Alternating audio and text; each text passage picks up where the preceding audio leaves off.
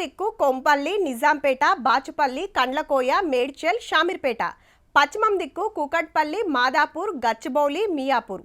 ఉత్తరం దిక్కు కాగజ్ మద్దూర్, మహమ్మదాబాద్, జానకంపేట.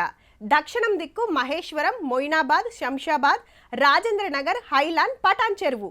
ఇవే చెప్తుండే హైదరాబాద్ శివార్ ఏరియాలంటే. కానీ ఇప్పుడు హైదరాబాద్ అద్దులు మారినాయి అబ్బా. హైదరాబాద్ డబల్ డబల్ అయిందుల్లో జిహెచ్ఎంసీ కింద 150 డివిజన్లు ఉంటే ఏకదమ్న 300 అవుతున్నాయి మళ్ళా. ఎందుకంటే రంగారెడ్డి, సంగారెడ్డి, మేడ్చల్ జిల్లాలున్న 7 కార్పొరేషన్లు 20 మున్సిపాలిటీలు కలిపినందుకు 1,30,00,000 జనాభా తోటి గ్రేటర్ హైదరాబాద్ మెగా సిటీ అయ్యిందన్నట్టు. 40,000 నుంచి 50,000 పబ్లిక్ ఒక డివిజన్ చేస్తారట.